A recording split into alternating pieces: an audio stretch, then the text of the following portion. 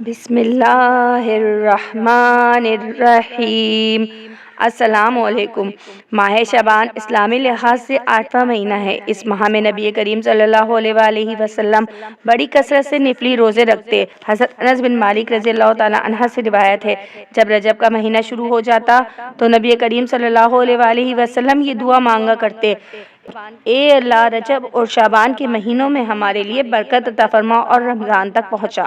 اللہ پاک نے یہ کائنات بنائی اور جنوں اور انسانوں کو اپنی عبادت کے لیے پیدا فرمایا، اور اللہ کے نیک بندے مسلسل دن رات صرف اللہ کی رضا حاصل کرنے کی کوششوں میں لگے رہتے ہیں تاکہ کسی طرح اللہ کا قرب حاصل ہو جائے، اللہ پاک ان سے راضی ہو جائے۔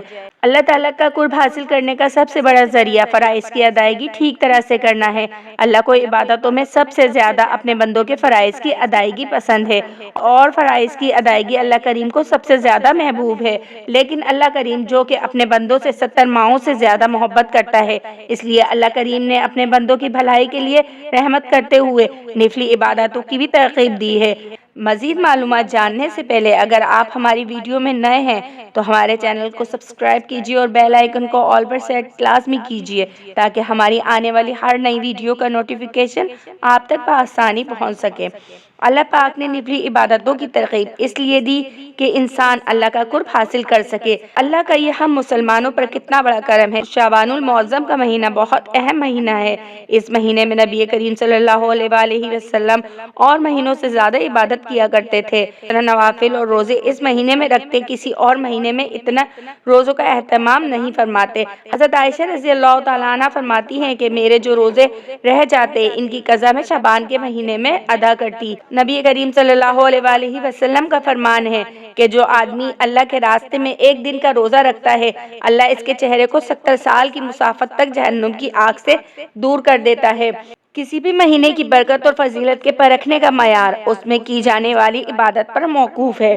یوں تو تمام اسلامی مہینے بہت اہمیت رکھتے ہیں، لیکن ان میں سے کچھ مہینوں کو خاص اہمیت اور مقام حاصل ہے، جس طرح شعبان کے مہینے کو بھی خاص مقام حاصل ہے۔ نبی کریم صلی اللہ علیہ وآلہ وسلم اس مہینے میں خاص عبادت کا اہتمام فرمایا کرتے ہیں۔ نبی کریم صلی اللہ علیہ وآلہ وسلم کو نفلی عبادات کے اعتبار سے دوسرے مہینوں سے زیادہ اس مہینے عبادت کرنا اور روزے رکھنا پسند تھا۔ نبی کریم صلی اللہ علیہ وآلہ وسلم شعبان کے روزے رمضان کے مہینے تک رکھا کرتے تھے۔ بعض روایات میں ہے کہ ایک 15 شعبان کے بعد اور دوسرا شعبان کے آخری یعنی رمضان کے شروع ہونے سے 1 یا 2 دن پہلے روزے رکھنے کی ممانعت ہے۔ حضرت ابو ہریرہ رضی اللہ تعالیٰ عنہ سے روایت ہے کہ نبی کریم صلی اللہ علیہ وآلہ وسلم نے ارشاد فرمایا، جب شعبان کا آدھا مہینہ باقی رہ جائے تو روزہ نہ رکھا کرو۔ حضرت انس بن مالک رضی اللہ تعالیٰ عنہ فرماتے ہیں، نبی پاک صلی اللہ علیہ وآلہ وسلم سے پوچھا گیا کہ رمضان کے بعد افضل روزہ کون سا ہے؟ نبی کریم صلی اللہ علیہ وآلہ وسلم نے فرمایا کہ رمضان کی تعظیم اور احترام کی وجہ سے شعبان کا روزہ سب سے افضل ہے۔ اس مہینے کی برکت اور حرمت کا اندازہ ہمیں ان احادیث سے ہو جاتا ہے۔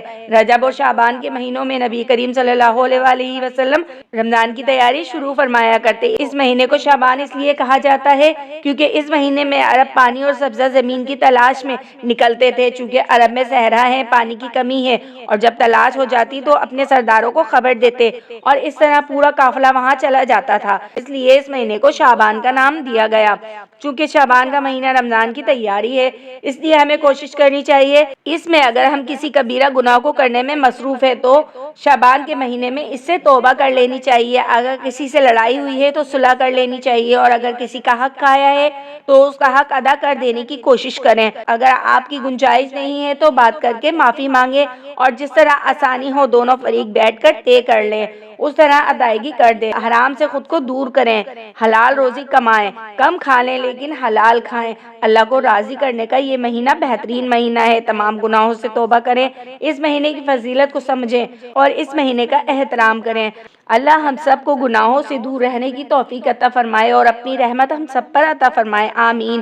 اگر ویڈیو اچھی لگی ہو تو چینل کو سبسکرائب کیجیے اور ویڈیو کو لائک ضرور کیجیے۔